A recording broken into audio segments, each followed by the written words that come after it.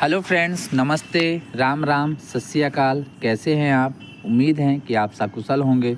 दोस्तों, आज हम डिस्कस करेंगे निपुण भारत के तहत अंकुर अभ्यास पुस्तिका, जो कि गणित विषय की है और कक्षा 4 के बच्चों के लिए आई हुई नई वर्कबुक की पुस्तक है, जिसमें कि बच्चों हमारा सप्ताह चल रहा है 20 और दिवस चल रहा है 3।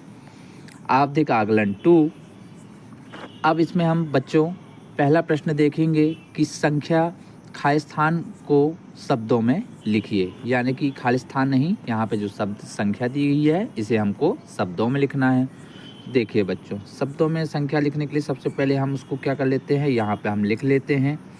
जैसे अब इसको हमको पहले काउंट करते हैं इकाई के अंक से। इकाई, दहाई, सैकड़ा, हज़ार, 10,000, लाख। तो अब इसका आंसर होगा 1 लाख। हमने यहाँ पे काउंट कर लिए 0, तो 1 लाख रुपए आया। तो इस प्रकार से आपको इन संख्याओं को शब्दों में लिखना है बच्चों। बढ़ते हैं अगले प्रश्न की तरफ कि अब अगला प्रश्न क्या कह रहा है।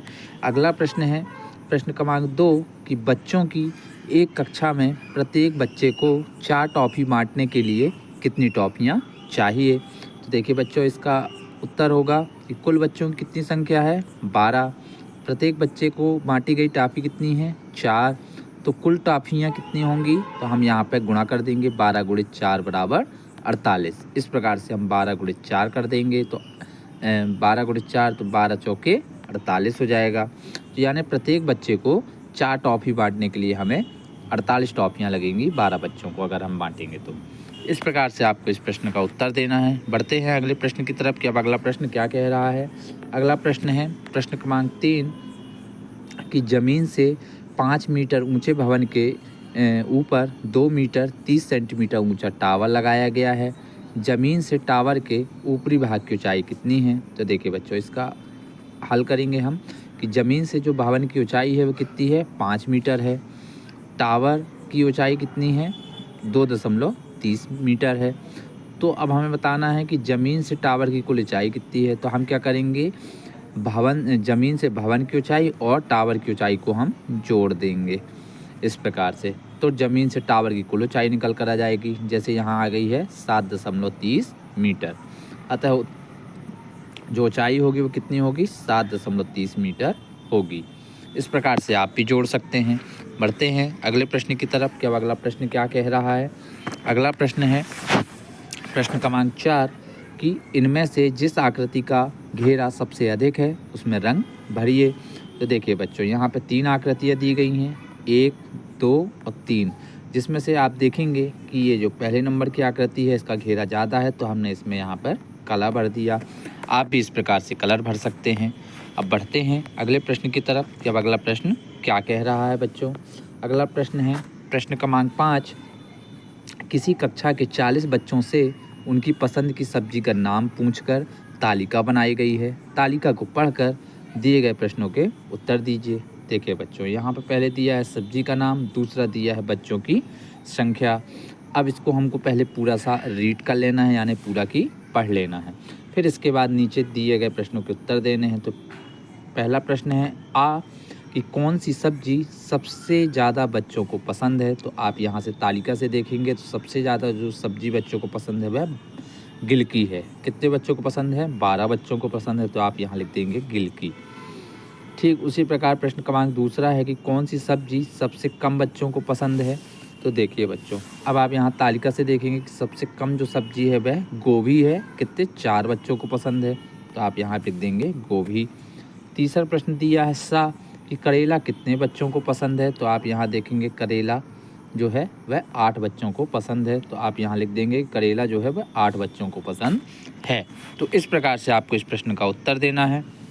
अगला प्रश्न है प्रश्न क्रमांक 6 की पैटर्न को आगे बढ़ाइए। तो देखिए, ये पैटर्न दिया है, यह ऊपर की तरफ पैटर्न दिया है, फिर यह नीचे की तरफ पैटर्न दिया है, फिर यह ऊपर की तरफ पैटर्न दिया है, फिर यह नीचे की तरह पैटर्न अब हमको बनाना है, फिर ऊपर की तरफ पैटर्न बनाना है। तो इस प्रकार से हमको ये पैटर्न कंप्लीट करना है बच्चों। बढ़ते हैं अगले प्रश्न की तरफ कि अब अगला प्रश्न क्या कह रहा है। अगला प्रश्न है प्रश्न क्रमांक 7 कि सिवनी से जबलपुर जाते हुए रास्ते में छपारा नगर है। सिवनी से छपारा की जो दूरी है वह 33 किलोमीटर है। सिवनी से जबलपुर 145 किलोमीटर की दूरी पर है। तो छपारा से जबलपुर की कुल दूरी कितने किलोमीटर है? तो देखिए बच्चों, इसका हल हम करेंगे कि सिवनी से जो छपारा की कुल दूरी कितनी है, 33 किलोमीटर है।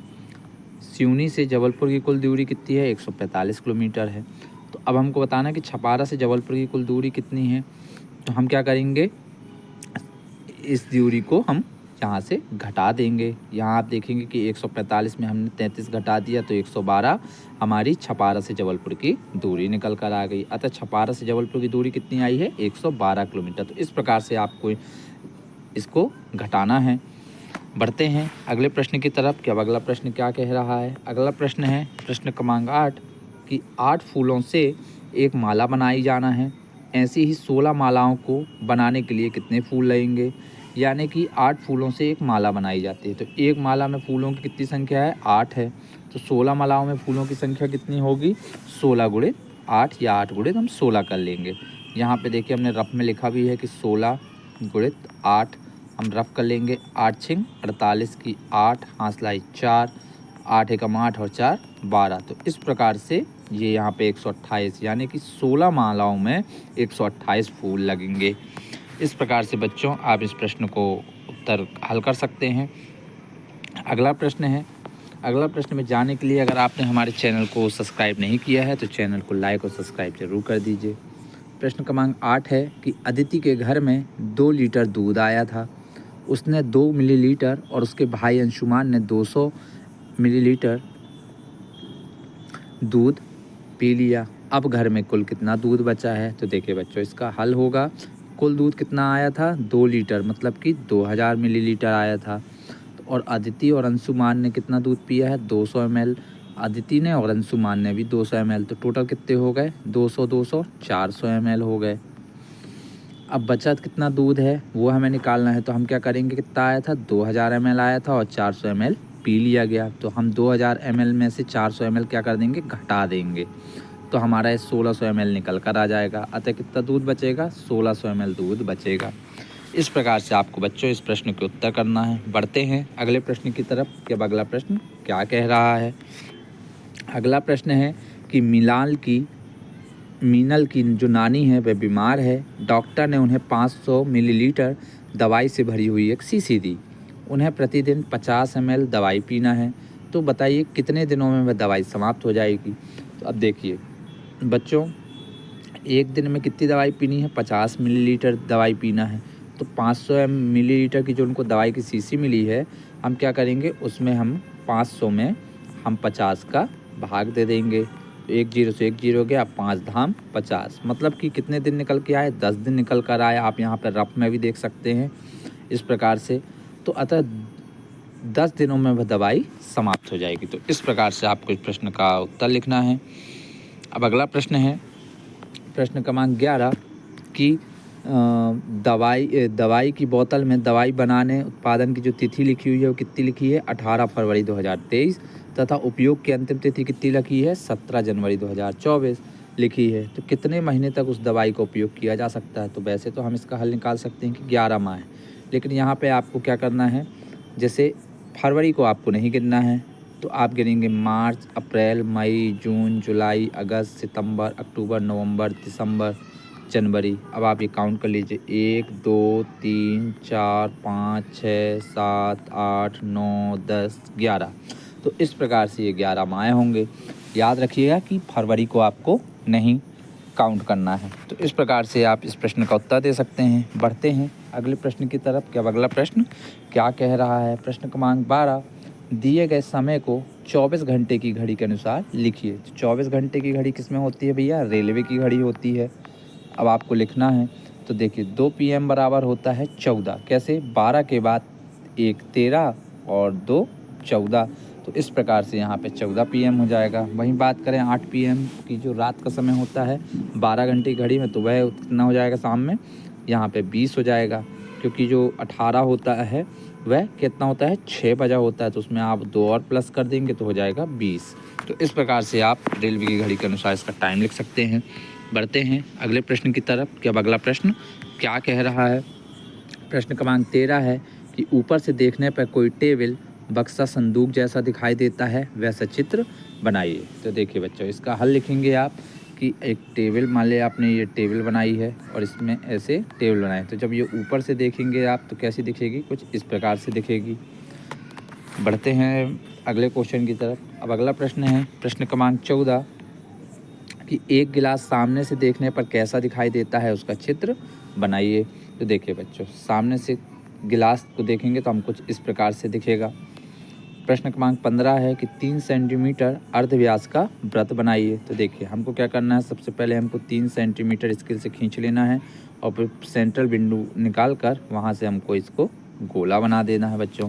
तो इस प्रकार से आप 3 सेंटीमीटर वाले अर्धव्यास का वृत्त बना पाएंगे। बढ़ते हैं अगले प्रश्न की तरफ। क्या अगला प्रश्न क्या कह रहा है, ऐसी कोई 4 वस्तुओं के नाम लिखो जिनके किनारे किनारे चारों ओर पेंसिल चलाने से आप वृत्त बना सकते हैं।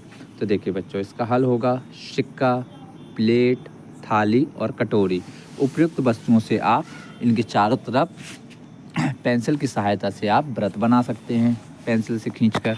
बढ़ते हैं अगले प्रश्न की तरफ। क्या अगला प्रश्न क्या कह रहा है, अगला प्रश्न है प्रश्न क्रमांक 17 कि दी गई आकृतियों को अलग अलग तरीके से 4 भागों में बांटिए। तो देखिए बच्चों, यहाँ पे 3 आकृति दी गई हैं, तो हम पहली आकृति को हम बराबर 4 भागों में कुछ इस प्रकार से बांट सकते हैं, दूसरी आकृति को हम इस प्रकार से बांट सकते हैं और तीसरी आकृति को बराबर इस प्रकार से हम बांट सकते हैं। तो इस प्रकार से आपको आकृतियों को बराबर भागों में विभिन्न तरीक़ों से बांटना है। बढ़ते हैं अगले प्रश्न की तरफ। क्या अगला प्रश्न क्या कह रहा है, प्रश्न क्रमांक 18 कि सालू के पास 100 रुपये का नोट है, उसने कुल राशि का 1/2 यानी कि आधा भाग खर्च कर लिया। आप बताइए उसके पास कुल कितने रुपए बचे हैं शेष। तो देखिए सालू के पास कितने रुपए थे, 100 रुपये थे। उसने कुल राशि का 1/2 यानी कि 50% उसने खर्च कर लिया है। तो अब उसके पास कितने 50 रुपये शेष बचेंगे। कैसे, ये देखिए 100 रुपये थे, अब उसने 1/2 भाग खर्च कर लिया, तो 2 से हम 100 को भाग देंगे तो 50 आ जाएगा। तो इस प्रकार से उसके पास अब 50 रुपये शेष बचेंगे। उम्मीद है कि आपको यह वीडियो पसंद आई हुई होगी। पसंद आई है आपको वीडियो तो आप इसे लाइक और सब्सक्राइब करना हमारे चैनल को ना भूलें। धन्यवाद। जय हिंद, जय भारत।